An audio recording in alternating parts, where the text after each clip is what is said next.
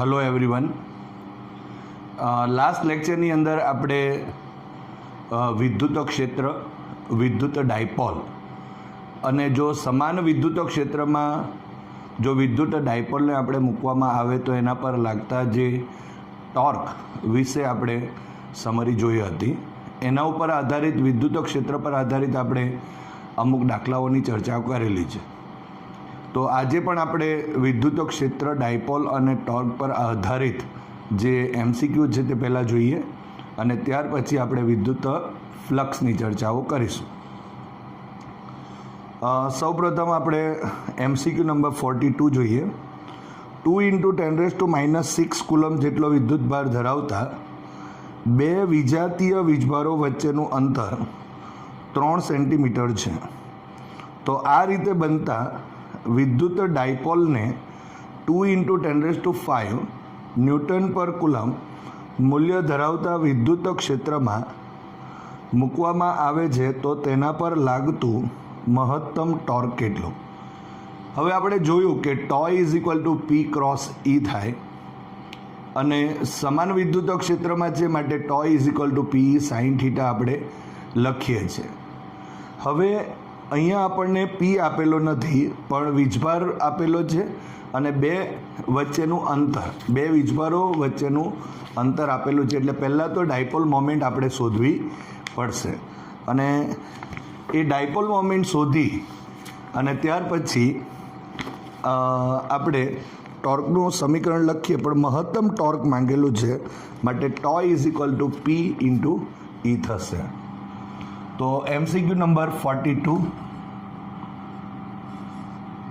તો પહેલાં વિદ્યુત ડાયપોલ લઈ લઈએ. તો વિદ્યુત ડાયપોલ P = ડાયપોલ મોમેન્ટ.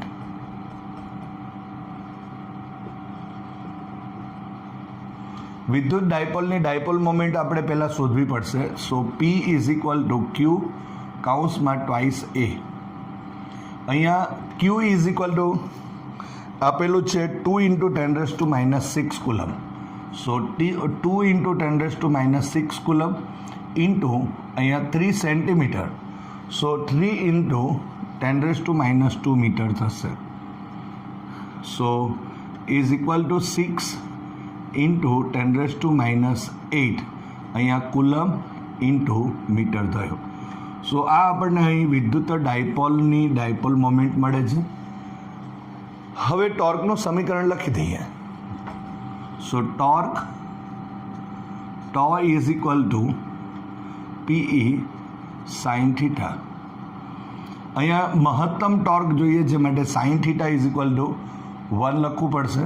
માટે τ મેક્સિમમ P × E થશે. sin θ = 1 એટલે sin 90 અને = 1 થશે. આપણે લાસ્ટ ટાઈમ સમરીમાં જોયું છે. સો τ મેક્સિમમ P × E થશે. P અહીંયા મળી ગયું છે. E આપેલ છે 2 × 10⁵ ન્યૂટન પર કુલમ. સો અહીંયા 6 × 10⁻8 ઇન્ટુ 2 × 10⁵. સો 6 × 2 = 12 × 10⁻3. તો અહીંયા τ મેક્સિમમ = આટલા ન્યૂટન ઇન્ટુ મીટર થશે. તો આ રીતે આપણે અહીં જે ટોર્કનું મહત્તમ મૂલ્ય શોધી શકાય. અમુક વખતે આ પ્રકારના દાખલા પૂછાય પરંતુ એમાં થીટાની કિંમત આપે છે. કોઈ વખત પીની કિંમત, ડાયપોલ મોમેન્ટ છે એની કિંમત ડાયરેક્ટ પણ આપી દીધેલી હોય અને કોઈ વખત આ રીતે વીજભાર અને એ બે વિજાતીય વીજભાર વચ્ચેનું અંતર આપી દેશે. તો આ રીતે ટોર્કના જે દાખલાઓ છે તે ગણી શકાય. હવે MCQ નંબર 45. એક જ સમબાજુ ત્રિકોણના ત્રણેય શિરોબિંદુ પર +Q વીજભાર મૂકેલા છે અને આ ત્રિકોણના મધ્ય કેન્દ્ર પર કુલ વિદ્યુત ક્ષેત્રની તીવ્રતા કેટલી થશે? અહીંયા ક્વેશ્ચન નંબર 45. આપણે અહીંયા સમબાજુ ત્રિકોણ આપેલો છે અને એના કેન્દ્ર ઉપર મધ્ય કેન્દ્ર એટલે શું કે ત્રિકોણનું શિરોબિંદુ અને એની સામેની બાજુનું જે મધ્યબિંદુ હોય એને જોડતો રેખાખંડ એટલે મધ્યગા કહેવાય. અને મધ્યગાનું જે સંગમ બિંદુ જેને કહેવાય એને આપણે મધ્ય કેન્દ્ર કહીએ છીએ. તો અહીંયા પહેલાં તો આકૃતિમાં આપણે સમબાજુ ત્રિકોણ બતાવી દઈએ. આ રીતે અહીંયા A, B અને C નામ આપું છું.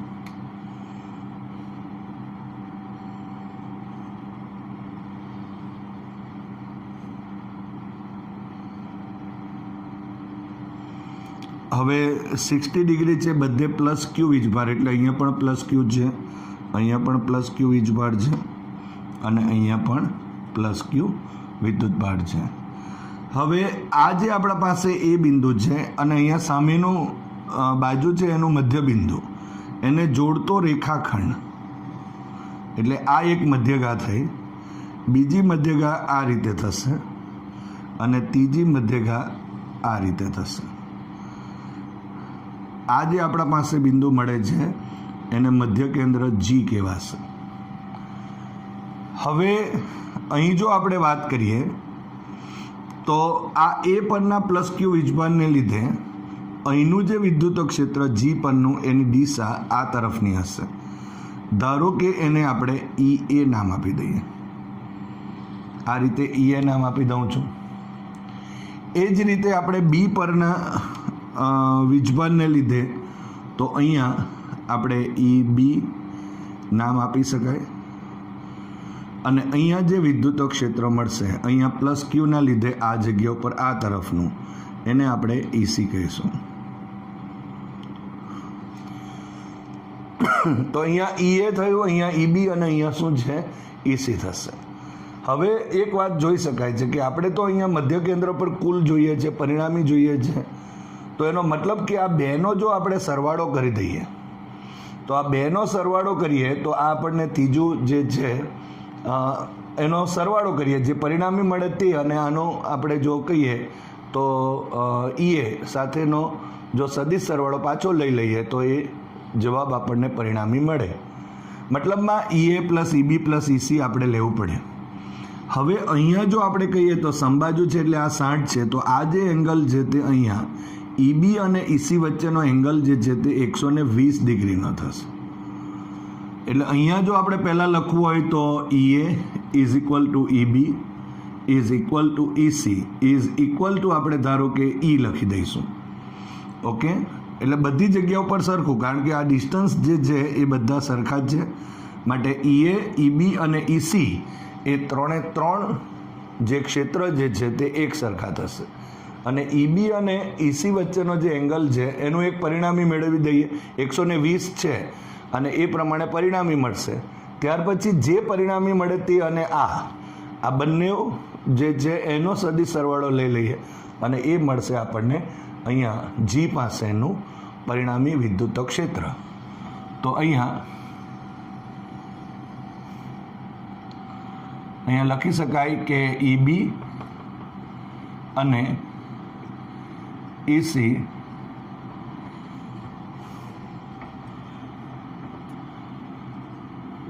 વિદ્યુત ક્ષેત્રોનું પરિણામી વિદ્યુત ક્ષેત્ર. તો એને નામ આપી દઉં હું અહીંયા ઈ dash is equal two under root તો ઈબી સ્ક્વેર પ્લસ અહીંયા EC square plus 2EB EC અને cos 120 ડિગ્રી.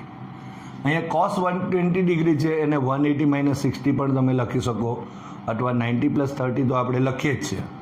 સો અહીંયા જો ઈબી ઇઝ ઇક્વલ ટુ પણ ઈ લખીએ, EC is equal to E square જ લખીશું. અહીંયા 2 અહીંયા ઈ સ્ક્વેર થશે કારણ કે આ ઈ ઇન્ટુ ઈ થયો અને cos 90 ડિગ્રી પ્લસ 30 ડિગ્રી.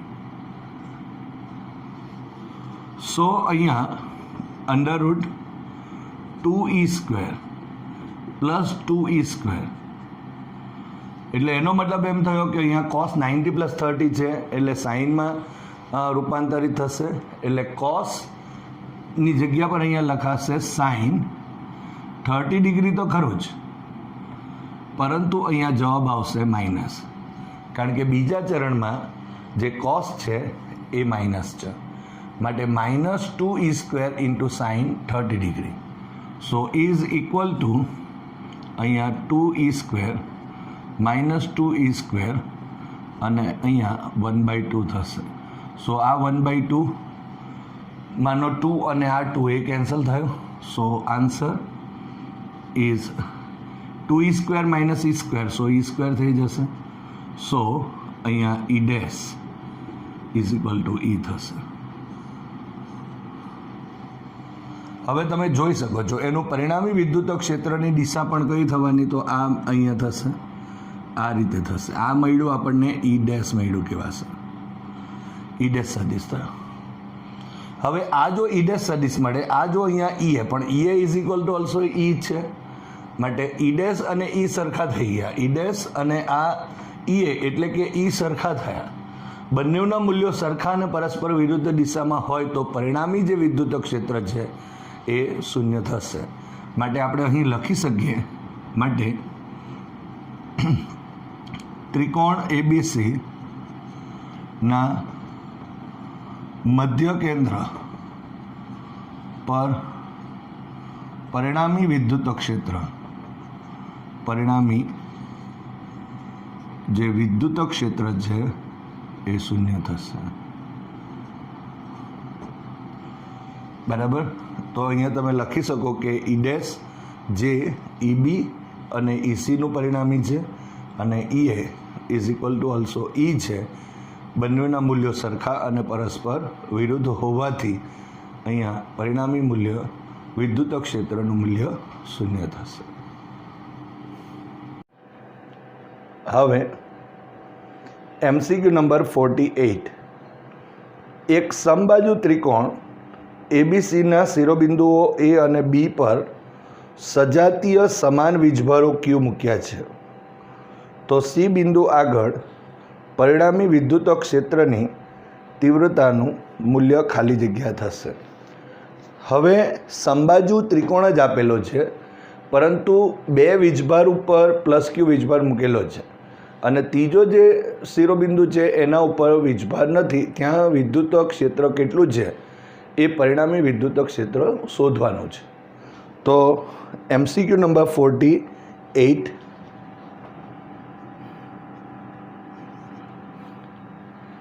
અહીંયા પહેલાં તો આપણે સમબાજુ ત્રિકોણ દોરી દઈએ.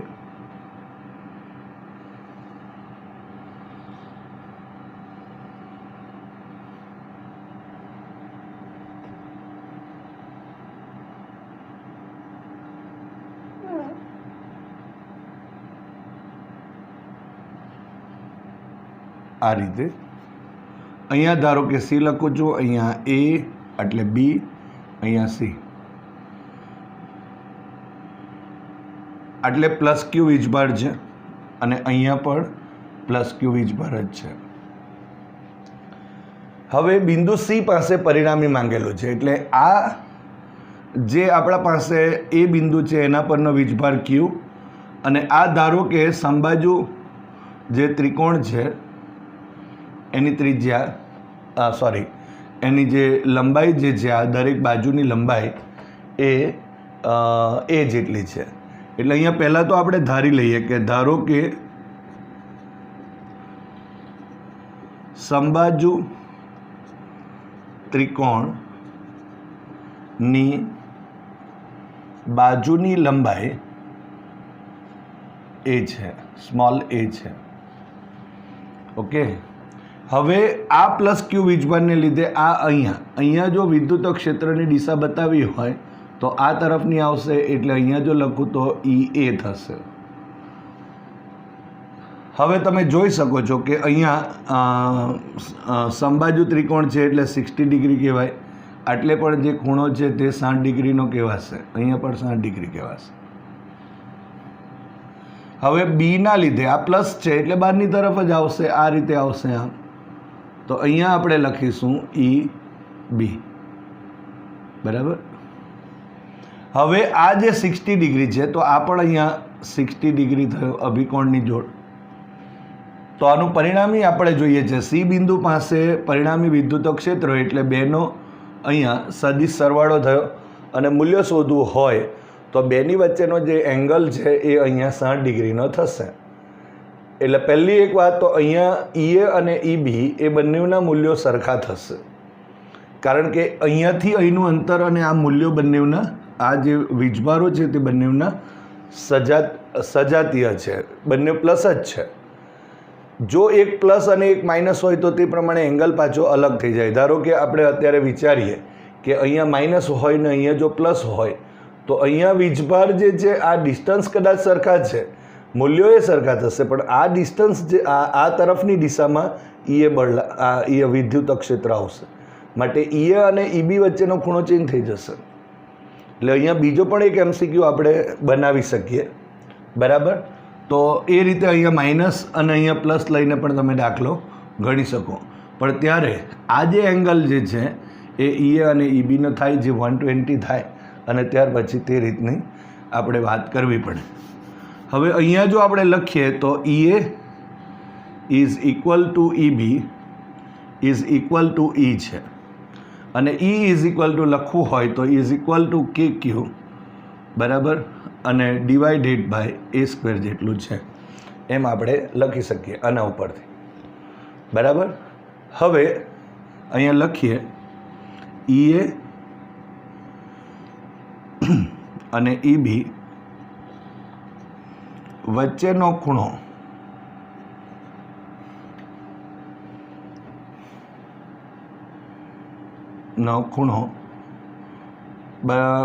Theta is equal two 60 degree છે. માટે બિંદુ સી પાસે પરિણામી વિદ્યુત ક્ષેત્ર, અને એ જો આપણે ઈ ડેશ નામ આપી દઈએ તો અંડરરૂટ પહેલાં તો આપણે ઈએ નામ આપીશું EA square plus EB square plus two EA EB અને cos 60 ડિગ્રી થશે. સો અંડરરૂટ અહીંયા E square plus E square plus 2e square અને cos 60 ઇઝ ઇક્વલ ટુ 1/2 થશે. સો 2 કેન્સલ થયા. સો અંડરરૂટ 3e સ્ક્વેર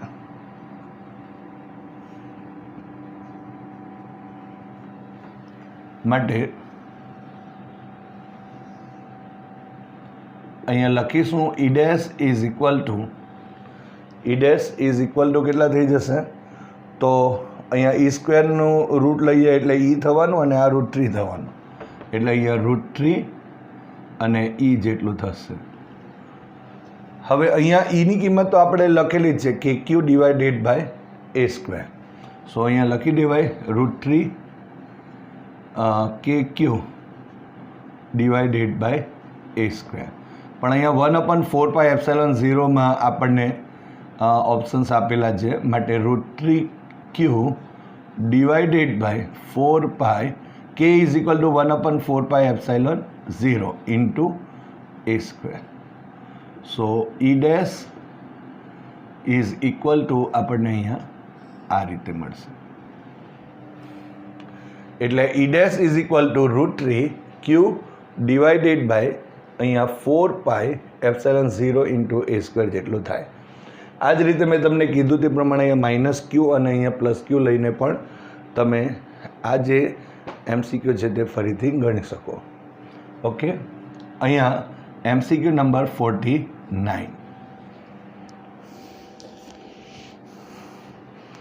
એક ઇલેક્ટ્રોન અને એક પ્રોટોન ને સમાન વિદ્યુત ક્ષેત્રમાં અમુક અંતરે રાખેલા છે તો તેમના પ્રવેગોનો ગુણોત્તર ખાલી જગ્યા થાય.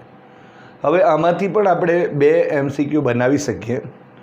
જો ધારો કે આપણે અહીં જો ઇલેક્ટ્રોનની જગ્યા પર પ્રોટોન અને પ્રોટોનની જગ્યાએ ઇલેક્ટ્રોન જો લખી દઈએ તો જે ગુણોત્તર આવશે એ ગુણોત્તરમાં ફરક પડશે. એટલે થોડી કાળજી રાખવાનું કે કયું ક્રમનું અહીં મહત્ત્વ રહેશે. તો પહેલાં તો આપણે જો અહીંયા લખવું હોય તો એમ લખી શકાય કે સમાન વિદ્યુત ક્ષેત્ર છે એટલે આપણે આવી રીતે લખી શકાય, સમાન વિદ્યુત ક્ષેત્રમાં જે ઇલેક્ટ્રોન છે એ ઇલેક્ટ્રોનનો પ્રવેગ, એનું નામ આપી દો એ ઈ નામ આપી દો. અને અહીંયા F is equal to M A પ્રમાણે લખીએ તો A is equal to F by M થશે. માટે એફની જગ્યાએ આપણે ઈ ઇન્ટુ ઈ અને ડિવાઇડેડ બાય અહીંયા એમ. હવે ઇલેક્ટ્રોન છે માટે આપણે એમ ઈ લખીશું. તો આ એક ઇક્વેશન થયું, આ સમીકરણ નંબર 1. હવે સમાન વિદ્યુત ક્ષેત્રમાં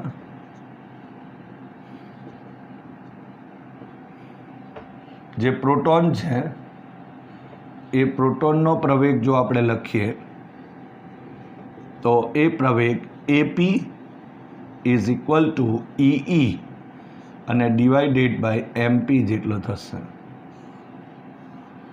સો આ સમીકરણ નંબર 2 થાય. હવે આ બેનો ગુણોત્તર માંગેલો છે માટે સમીકરણ નંબર 1 અને 2 પરથી, સમીકરણ 1 અને 2 પરથી લખીએ તો A E by AP is equal to અહીંયા લખીશું E by ME divided by E by MP. એટલે આ અને આ કેન્સલ થયું. હવે એમપી જે છેદના છેદમાં છે માટે એ અંશમાં જશે. માટે answer A E by AP is equal to MP divided by M E જેટલું થાય. તો અહીંયા આન્સર આવશે કે પ્રોટોનનું દળ છે તે અને ઇલેક્ટ્રોનના દળના ગુણોત્તર બરાબર હોય. પણ જો ધારો કે આપણે અહીં જો ઓલ્ટરનેટ હોય એટલે ધારો કે એપી બાય એ ઈ આવી જાય તો પછી અહીંયા જે એમપી છે તે નીચે જશે અને એમઈ ઉપર આવશે. એટલે એનો મતલબ એમ થયો કે અહીંયા આન્સર બદલાઈ જશે, ઇલેક્ટ્રોનનું દળ અને પ્રોટોનના દળના ગુણોત્તર બરાબર હોય. પણ ક્યારે? જો સમાન વિદ્યુત ક્ષેત્રમાં હોય તો. એનું એક રીઝન છે કે અહીંયા વીજભાર બંનેના જે છે એ સમાન છે. ઇલેક્ટ્રોનનો વીજભાર અને પ્રોટોનનો વીજભાર સેમ છે અને એના કારણે અને સમાન વિદ્યુત ક્ષેત્ર છે માટે અહીંયા જો પ્રવેગ છે તે દળના વ્યસ્ત પ્રમાણમાં થઈ ગયું એમ કહી શકાય. અને તમે ડાયરેક્ટ પણ આ રીતે લખી શકાય છે, બરાબર? તો એ રીતે કહી શકાય. નહીંતર શું થાય કે અહીંયા જો વીજભાર જુદા જુદા હશે તો પછી તમારે વીજભાર પણ લખવું પડે. ઓકે, તો આ રીતે આપણે વિદ્યુત ક્ષેત્ર પર આધારિત અમુક જે એમસીક્યુ છે તેની ચર્ચાઓ કરી. હવે એમસીક્યુ નંબર 51. R1 અને R2 ત્રિજ્યાના બે વીજભારિત ગોળાઓ પર સમાન વિદ્યુત ભાર પૃષ્ઠ ઘનતા પ્રસ્થાપિત કરેલ છે તો તેમની સપાટી નજીક વિદ્યુત ક્ષેત્રની તીવ્રતાઓનો ગુણોત્તર ખાલી જગ્યા છે. તો અહીંયા આપણને વિદ્યુત ક્ષેત્રની તીવ્રતાની વાતો કરેલી છે અને બે જુદી જુદી ત્રિજ્યાના બે વીજભારિત ગોળાઓ ઉપરનો સમાન વીજભાર પૃષ્ઠ ઘનતા આપેલી છે. હવે પૃષ્ઠ ઘનતા આપેલી છે એટલે આ ગોલીય કવચ કહેવાશે. હવે R1 અને R2 માટે જો આપણે લખીએ તો સમાન વીજભારની ઘનતા એટલે σ1 આપી દઈએ, એકને σ2 કહી દઈએ અને બંનેનો જે ગુણોત્તર આપણને વિદ્યુત ક્ષેત્રનો માંગેલો છે. આ ટાઈપનો જે દાખલો જે છે એ દાખલો ઘણીવાર તમને વિદ્યુત સ્થિતિમાનમાં પણ આવશે. તો અહીંયા જે રીતે આપણને માહિતી આપેલી છે એ પ્રમાણે આગળ જો આપણે લખીએ, કેવી રીતે લખાશે? પૃષ્ઠ ઘનતાનો મતલબ આપણે શું કરીએ છીએ તો એકમ ક્ષેત્રફળ દીઠ વિદ્યુતભાર જાણીએ છીએ, સિગ્મા કહેવાય. હવે ધારો કે આપણે લખી દઈએ, ધારો કે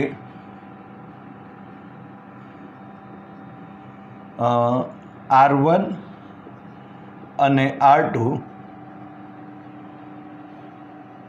ત્રિજ્યાના ગોલીય કવચ છે. તો ગોલીય કવચ પરની વિદ્યુતભારની પૃષ્ઠ ઘનતા σ1 અને σ2 છે. હવે એ બંને સમાન આપેલી છે, એટલે એનો મતલબ શું થયો કે σ1 = σ2. બરાબર. એક ગોલીય કવચ છે, એના ઉપરની σ1 અને બીજા ઉપર σ2 બંને સેમ છે. હવે એનો અર્થ એમ થયો કે એકમ ક્ષેત્રફળ દીઠ એટલે Q/A, તો Q1 નામ આપી દઉં ધારો કે અહીંયા, અને અહીંયા આવશે 4π અને એની ત્રિજ્યા જો આપણે લખીએ તો R1 છે, માટે અહીંયા R1² થશે. એટલે કે ગોળો જે છે એનું ક્ષેત્રફળ 4π અને R² જેટલું થાય, એટલે અહીંયા R1² લીધું. સો ઇઝ ઇક્વલ ટુ અહીંયા Q2 ડિવાઇડેડ બાય 4π અને R2² થશે. હવે આપણે માંગેલું શું છે? અહીંયા વિદ્યુત ક્ષેત્ર માંગેલું છે, અને જો વિદ્યુત ક્ષેત્ર માંગેલું હોય તો બિંદુવત વીજભાર, કારણ કે ગોલીય કવચ છે, તો ગોલીય કવચ પર જો વીજભાર હોય તો એનો સમગ્ર જે વિદ્યુતભાર છે એ એના કેન્દ્ર ઉપર કેન્દ્રિત થયેલો હોય, અને જાણે કે બિંદુવત વીજભાર હોય એની રીતે જ વર્તે છે. અને આપણે એનું સૂત્ર પણ જાણીએ છીએ, E = KQ divided by R² જેટલું થાય. એટલે અહીંયા આપણા પાસે 1/4πε0 ના સ્વરૂપમાં આપણે લેવું પડશે, કારણ કે Kની જગ્યાએ 1/4πε0 લખી શકાય, પરંતુ અહીંયા ε0 નથી. એટલે આપણે એક કામ કરીશું કે અહીંયા બંને બાજુ Q1 બાય અહીંયા લખીશું 4π અને ε0, અને લખાશે R1² અને ઇઝ ઇક્વલ ટુ Q2 અને ડિવાઇડેડ બાય 4π અને ε0 R2² થશે. એટલે કહેવાનો ઇન્ટેન્સ શું થયો કે અહીંયા 4π ε0 અહીંયા એડ કર્યું છે, એટલે બી ભાગાકારમાં આપણે લખી દીધો છે. એટલે આ તો કેન્સલ થાય તો આ જ પદ મળશે. પરંતુ આ તમે જોઈ શકો છો કે આ પદ જે છે એ KQ1 ડિવાઇડેડ બાય R1² જેવું છે. ડાયરેક્ટ પણ તમે લખી શકો છો KQ2 અને ડિવાઇડેડ બાય R2². સો આને આપણે E1 નામ આપી શકાય, અને આપણે E2 નામ આપીશું. સો E1 બાય E2 નો ગુણોત્તર માંગેલો છે, સો ઇઝ ઇક્વલ ટુ 1/1. સો અહીંયા E1 by E2 is equal two 1/1 થશે. તો E1 by E2 is equal two 1/1 આપણે લખી શકીએ. તો આ રીતે, અને જ્યારે પોટેન્શિયલ આવશે ત્યારે પણ આ રીતની વાતો આવશે.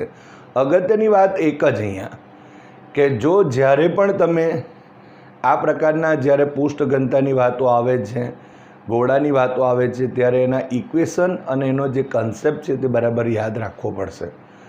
અને એ જો તમને વ્યવસ્થિત ખબર હશે તો પછી એને તમે એપ્લાય કરવામાં પણ એટલી સરળતા રહેશે. બરાબર. ચાલો આગળ હવે આપણે વિદ્યુત ફ્લક્સની ચર્ચા કરીશું.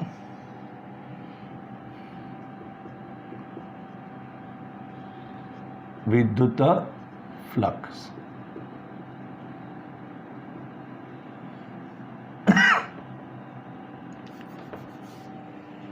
આપણે વિદ્યુત ફ્લક્સ માટે પણ એક કોમન ઇક્વેશન લઈ લઈશું પહેલાં, અને આ જે કોમન ઇક્વેશન છે એના ઉપરથી જ આપણે ચર્ચા કરીએ. આમ તો ઘણી બધી વાતો આપણે કરેલી છે વિદ્યુત ફ્લક્સના સંદર્ભમાં. બરાબર. જો સમાન વિદ્યુત ક્ષેત્રમાં કોઈ પૃષ્ઠ સાથે સંકળાયેલું ફ્લક્સ કેટલું એ પણ છે, અસમાન વિદ્યુત ક્ષેત્ર માટે પણ લીધું છે, અને ગાઉસની થિયરી પણ આપણે લીધેલી છે. આપણે થોડી થોડી ચર્ચાઓ આના પર કરી દઈએ. જે વિદ્યુત ફ્લક્સ છે એના માટે આપણે જો ધારો કે વિદ્યુત ક્ષેત્ર રેખાઓની લાક્ષણિકતા ઉપર આપણે જઈએ તો આપણે જોયું હતું કે જો એની એક લાક્ષણિકતામાં આપણે કહીએ કે વિદ્યુત ક્ષેત્ર રેખા જે છે એને લંબ જો એકમ ક્ષેત્રફળ દીઠ જે પસાર થતી ક્ષેત્ર રેખાઓની જે સંખ્યા એને આપણે વિદ્યુત ક્ષેત્રની તીવ્રતા વડે દર્શાવીએ છીએ. એટલે એનો મતલબ કે જેટલી ક્ષેત્ર રેખાઓ એકમ ક્ષેત્રફળમાંથી પાસ થાય એટલી જ એની તીવ્રતા પણ વધુ હશે. આપણે જાણીએ છીએ કે જો ગીચોગીચ હોય તો ક્ષેત્ર પ્રબળ કહેવાશે અને જો છૂટું છૂટું હોય તો ત્યારે ક્ષેત્ર નબળું પણ કહી શકીએ છીએ. તો આ પ્રકારની ચર્ચાઓમાં જો આપણે એ તો વિદ્યુત ક્ષેત્રની વ્યાખ્યા થાય, પરંતુ જો ફ્લક્સના સંદર્ભમાં કોઈ પણ પૃષ્ઠ સાથે સંકળાયેલું જે વિદ્યુત ફ્લક્સ કેટલું તો એ જો આપણે શોધવું હોય તો આપણે કહી શકાય કે એકમ ક્ષેત્રફળ દીઠ જો ધારો કે પસાર થતું ક્ષેત્ર રેખાઓની સંખ્યા એ જો ઈ હોય તો આખા પૃષ્ઠ સાથે સંકળાયેલું જે ક્ષેત્ર રેખાઓની સંખ્યા જે હોય આખા જે પૃષ્ઠને લંબ રૂપે પસાર થતી ક્ષેત્ર રેખાઓની જો સંખ્યા હોય તો એને આપણે એનું વિદ્યુત ફ્લક્સ કહેવાય. એટલે અહીંયા આપણી પાસે સમાન વિદ્યુત ક્ષેત્ર બી આવશે, સમાન વિદ્યુત ક્ષેત્ર બી હોઈ શકે અને બંધ પૃષ્ઠ પણ હોઈ શકે. તો એની પણ આપણે અહીંયા ચર્ચા કરીએ. વિદ્યુત ફ્લક્સના સંદર્ભમાં ધારો કે આપણે એક કોમન ઇક્વેશનની ચર્ચા કરી દઈએ અને એના ઉપર આધારિત આપણે ઘણી બધી વાતો કરી શકાય.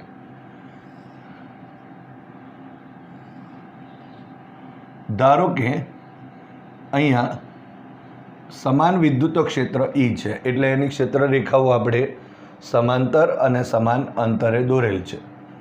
હવે ધારો કે કોઈ એક અહીંયા પૃષ્ઠ, અહીંયા વિદ્યુત ફ્લક્સ માટે અગત્યની બાબત એક જ છે, જે પૃષ્ઠ છે એનો ક્ષેત્રફળ સદિશ. હવે પૃષ્ઠ હોય એનો ક્ષેત્રફળ સદિશ એટલે શું? તો ક્ષેત્રફળ સદિશ એટલે એ પૃષ્ઠ હોય એને લંબ અને હંમેશા બહાર તરફની દિશામાં.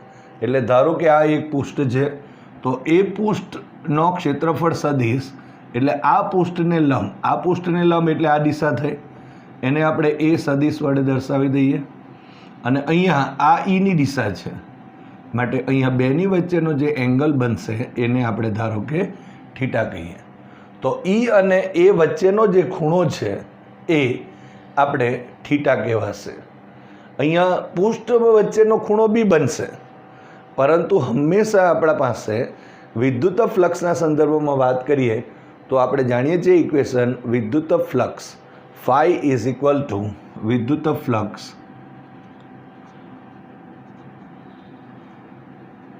Phi is equal to E dot A. અહીંયા ડોટ પ્રોડક્ટ છે એટલે એ ડોટ ઈ લખો કે ઈ ડોટ એ લખો, કોઈ વાંધો નહીં, ક્રમનો નિયમ જળવાય છે, બરાબર, અદિશ રાશિ છે એટલે. અને આની જગ્યા ઉપર લખીએ તો ફાઈ ઇઝ ઇક્વલ ટુ આપણે ઈ એ અને કોસ થીટા લખાશે, જ્યાં થીટા એ ઈ અને એ વચ્ચેનો એંગલ છે અને એ એટલે પૃષ્ઠને લંબ આપણે ક્ષેત્રફળ સદિશ થશે. તો આની અંદર અલગ અલગ બાબતો હોઈ શકે. જો થીટા ઇઝ ઇક્વલ ટુ 0 હોય એટલે જો અહીંયા આ જે એ છે એ ઈની દિશામાં આવી જશે, સમાંતર હશે, એટલે પૃષ્ઠ અહીંયા ક્ષેત્રને લંબ થઈ જશે. તો ત્યારે જે મહત્તમ ફ્લક્સ આપણે મળે, અહીંયા જો મહત્તમ ઘણી બધી ક્ષેત્ર રેખાઓ એ પૃષ્ઠને લંબ રૂપે પાસ થાય. જો અહીંયા theta is equal two 90 degree હોય એટલે આ રીતે હશે, તો ત્યારે આપણે કહી શકાય કે એ જો આ રીતે હશે તો અહીંયા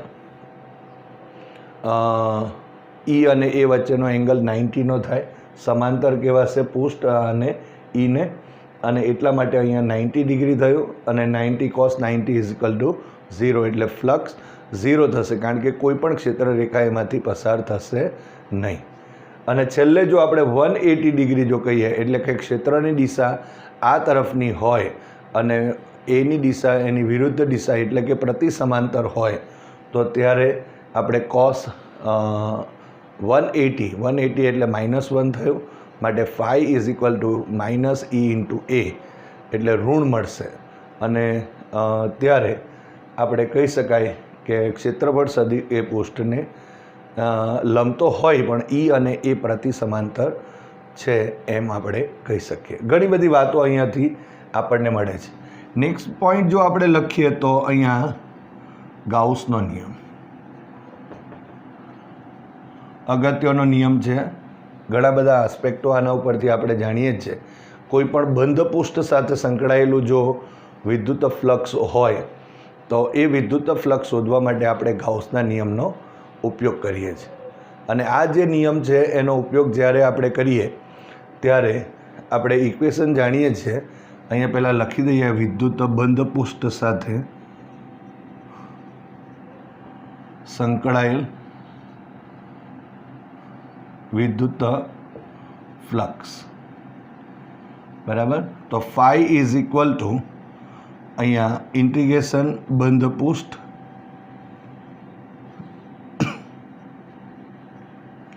ઈ ડોટ ડીએ જેટલું થશે ઇઝ ઇક્વલ ટુ સિગ્મા ક્યુ અને ડિવાઇડેડ બાય એપ્સાઇલોન 0. તો અહીંયા આપણે જોઈ શકાય છે phi is equal to integration બંધ પૃષ્ઠ ઈ ડોટ ડીએ બરાબર is equal to sigma Q by epsilon 0. ગાઉસની થિયરીમાં મુખ્ય બાબત એક જ કે જો સિગ્મા ક્યુ એટલે જે કોઈ બી બંધ પૃષ્ઠ છે એના વડે ઘેરાતું જે વિદ્યુત ભાર જે છે કુલ વિદ્યુત ભાર એ પ્લસ માઇનસ બી હોઈ શકે. તો અહીંયા કુલ વિદ્યુત ભાર ભાગ્યા જો એપ્સાઇલોન 0 લખીએ તો એ ફ્લક્સ બરાબર થાય. તો અહીંયા એ રીતે આપણે અહીં શોધી શકીએ. દાખલા તરીકે કોઈ અને આ સૂત્ર ઉપરથી આપણે એક બીજી પણ વાત શોધી શકીએ કે ધારો કે 1 કુલમ જેટલો વીજભાર છે અને એ ધન વીજભાર ધારો કે હોય તો એની સાથે સંકળાયેલી અથવા તો એમાંથી નીકળતી ક્ષેત્ર રેખાઓની સંખ્યાઓ કેટલી? તો ત્યારે ફ્લક્સ જ છે, કારણ કે ફ્લક્સ જ આપણે જાણીએ છીએ કે ક્ષેત્ર રેખાઓની સંખ્યાઓ દર્શાવે છે. તો એમ કહી શકાય કે અહીંયા ક્યુ ડિવાઇડેડ બાય એપ્સાઇલોન 0 પ્રમાણે 1 કુલમ લખીએ તો 1 ડિવાઇડેડ બાય એપ્સાઇલોન 0 જેટલું થશે, જ્યાં એપ્સાઇલોન 0 ઇઝ ઇક્વલ ટુ આપણે જાણીએ છીએ 8.85 ઇન્ટુ 10⁻12 બરાબર. તો એ રીતે આપણે અહીં લઈ શકાશે. -12 કુલમ સ્ક્વેર પર ન્યૂટન મીટર સ્ક્વેર આપણે લખીએ છીએ, રાઈટ. તો એની કિંમત અહીંયા મૂકી દો અને એ પ્રમાણે આપણે જવાબ મેળવી શકીએ છીએ. હવે MCQ નંબર પહેલાં 57 જોઈ લઈએ. તો એક સુરેખ અવાહક તારની લંબાઈ L છે અને વિદ્યુત ડાયપોલ મોમેન્ટ P છે. હવે તેને અર્ધ વર્તુળાકાર વાળવામાં આવે તો નવી વિદ્યુત ડાયપોલ મોમેન્ટ ખાલી જગ્યા થશે. હવે આ જે આપણા પાસે જે એક્ઝામ્પલ આપેલો છે, MCQ આપેલો છે, એની અંદર હંમેશા યાદ રાખો કે ડાયપોલ મોમેન્ટ એટલે શું? તો બે વિજાતીય વીજભારો છે, બંનેના મૂલ્યો સરખા છે અને એક પરિમિત અંતરે છે. બેની વચ્ચેનું ડિસ્ટન્સ કેટલું છે ને એ ઘણું અગત્યનું થઈ જાય છે. અહીંયા L લંબાઈનો એક અવાહક તાર છે. એટલે જો અહીંયા આપણે MCQ નંબર 57 છે, એક અવાહક આ રીતે તાર લઈ લીધો બરાબર, એની લંબાઈ L જેટલી છે. અહીંયા ધારો કે -Q વીજભાર અને અહીંયા +Q વીજભાર છે. તો એની ડાયપોલ મોમેન્ટ આપણને ખ્યાલ આવી જશે અહીંયા. તો એની દિશા -Q થી +Q. આ પહેલું કામ. ત્યાર પછી આ જે આપણને આપેલી છે તો અહીં લખી શકાય માટે વિદ્યુત ડાયપોલ મોમેન્ટ. તો P ઇઝ ઇક્વલ ટુ અહીંયા એક વીજભારનું મૂલ્ય અને બેની વચ્ચેનું ડિસ્ટન્સ એટલે Q ઇન્ટુ L થશે. એટલે P is equal two Q into L થયું. આ સમીકરણ નંબર 1 થયું. હવે આ જે આપણા પાસે L લંબાઈનો જે સળિયો છે એને અર્ધ વર્તુળાકાર વાળવામાં આવે છે. તો અહીંયા અર્ધ વર્તુળાકાર વાળી દઈએ.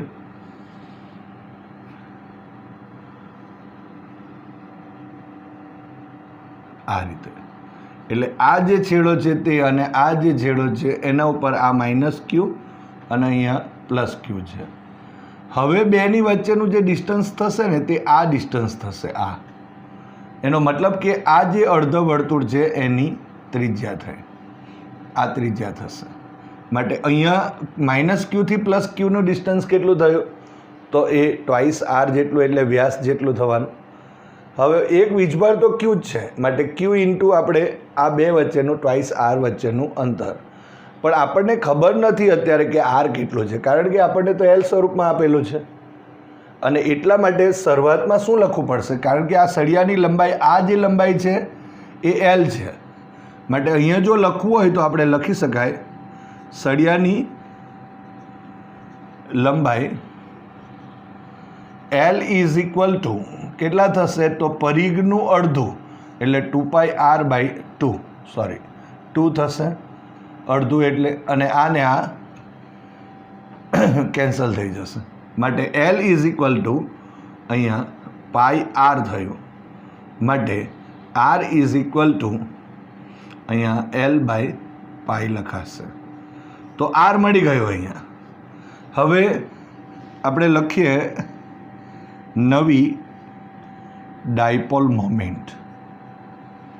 ડાયપોલ મોમેન્ટ કેટલી થઈ જશે? નવી ડાયપોલ મોમેન્ટ ધારો કે એને P' નામ આપીએ તો વીજભાર તો Q થયો અને બેની વચ્ચેનું ડિસ્ટન્સ એટલે 2r થશે. હવે અહીંયા Q, અહીંયા 2 અને આરની કિંમત L/π છે. હવે Q ઇન્ટુ L એટલે જો અહીંયા આપણે લખીએ સો P' is equal two 2QL/π. હવે Q into L is equal two P આપેલા છે, માટે P' is equal two 2P/π જેટલું થશે. તો આ આપણને અહીં આન્સર મળે છે. અહીંયા P' is equal two 2P/π જેટલું થશે. તો આ રીતે અહીંયા આવી શકે. અહીંયા એલ પણ લખી શકાય છે. એલ આકારનો આપણે એલ લંબાઈ છે, હવે એલ આકાર બનાવે છે. તો એનો મતલબ એક વીજભાર અહીંયા છે ને એક વીજભાર તો અહીંયા કાટકોણ ત્રિકોણના સંદર્ભમાં પણ તમે ચર્ચા કરી શકો છો. તો આ રીતના પણ MCQ તમને આવી શકે. હવે MCQ નંબર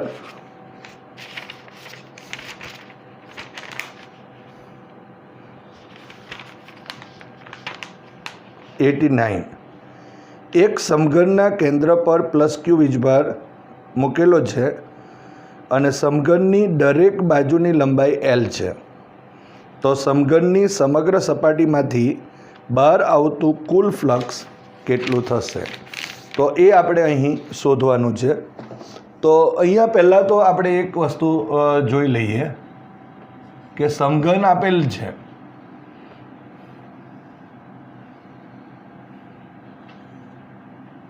આ રીતે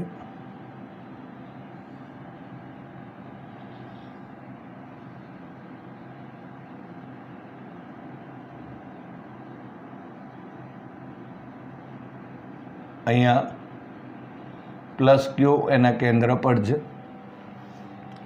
તો હવે જો આ સમઘન જો હોય એના કેન્દ્ર, તો આ સમઘન વડે ઘેરાતો કુલ વિદ્યુતભાર કેટલો? તો +Q જેટલો થયો. હવે અહીંયા જો -Q હોય ને તો ઘેરાતો વીજભાર કેટલો? તો -Q લખી દેવાનું. એટલે એનો મતલબ એમ થયો કે અહીંયા બંધ પૃષ્ઠ વડે ઘેરાતું જે વિદ્યુત સંકળાયેલું વિદ્યુત ફ્લક્સ જો શોધવું હોય તો ઘેરાતો કુલ વિદ્યુતભાર ભાગ્યા ε0 લખી દેવાશે. માટે ગાઉસના સૂત્ર પ્રમાણે લખાશે, ગાઉસના નિયમ મુજબ અહીંયા φ ઇઝ ઇક્વલ ટુ, એટલે આપણે લખી દઈએ સમઘન સાથે સંકળાયેલ કુલ વિદ્યુત ફ્લક્સ. φ ઇઝ ઇક્વલ ટુ અહીંયા લખી દેવાશે sigma q by epsilon 0. So phi is equal to q divided by epsilon 0. So answer is q divided by epsilon 0 થશે. એ જ રીતે આપણી પાસે અહીંયા બીજો 90મો ક્વેશ્ચન બી આપેલો છે કે એક સમઘનના કેન્દ્ર પર વીજભાર q રહેલો છે તો તેની કોઈ એક સપાટી પર સાથે સંકળાયેલું વિદ્યુત ફ્લક્સ કેટલું થશે. તો હવે આ જ ટાઈપનો દાખલો થઈ ગયો. 89 જ છે, પરંતુ અહીંયા આપણને ટોટલ માંગેલું હતું 89માં. 90માં એમસીક્યુની અંદર શું કીધું, કોઈ એક પૃષ્ઠ, અને કોઈ એક પૃષ્ઠનો મતલબ શું થયો કે અહીંયા ટોટલ જો આપણી પાસે ક્યુ બાય એપ્સિલોન 0 જેટલું હોય તો એનો છઠ્ઠો ભાગ થશે, કારણ કે અહીંયા બાજુઓ કેટલી 6, 1 2, અહીંયા 3 અને આ 4, એક પાછળ અને એક આગળ, એટલે 6 બાજુઓ છે. તો 6 બાજુઓ માટે 5 હોય તો એક બાજુ માટે કેટલો, તો છઠ્ઠો ભાગ થઈ જશે 5/6 જેટલો થશે. એટલે આનો આન્સર કેટલો થશે, જે એમસીક્યુ 90 જે છે એનો આન્સર એ ક્યુ બાય 6 એપ્સિલોન 0 જેટલું થઈ જશે. ઓકે, અને ત્યાર પછી 92. હવે નીચે દર્શાવેલી આકૃતિમાંની કઈ આકૃતિમાં બંધ પૃષ્ઠ સાથે સંકળાયેલું વિદ્યુત ફ્લક્સ મહત્તમ હશે. હવે અહીંયા 4 આકૃતિ આપણને આપેલી છે, લંબગોળ છે, ગોળ છે, ચોરસ છે, એક અનિયમિત આકાર છે. બધાના એ જે બધા બંધ પૃષ્ઠો છે એમાં ઘેરાયેલો વીજભાર પ્લસ ક્યુ જ છે. તો આપણને માંગ્યું છે મહત્તમ કેટલું હશે, પણ આપણે જાણીએ છીએ કે ગાઉસના નિયમ મુજબ જો કહીએ તો ગાઉસના નિયમમાં જે ફ્લક્સ છે એ માત્ર સિગ્મા ક્યુ, એટલે કે જે ઘેરાતો વિદ્યુતભાર છે એના ઉપર ડિપેન્ડ થાય, એ કેવા આકારનું છે, એ કેવો પરિમાણ ધરાવે છે એના ઉપર આધારિત નથી. અને એટલા માટે અહીંયા દરેક આકૃતિની અંદર ઘેરાતો કુલ વિદ્યુતભાર પ્લસ ક્યુ જ છે. માટે બધા આકારમાં જે બધા બંધ પૃષ્ઠો છે એની સાથે સંકળાયેલું જે વિદ્યુત ફ્લક્સ છે તે એક સરખું રહેશે. તો એ આપણો આન્સર થશે. તો આ રીતે આપણે અહીં જે ચેપ્ટર નંબર 1 છે એના ગુજકેટની ચર્ચા અહીંયા પૂરી કરીએ છીએ.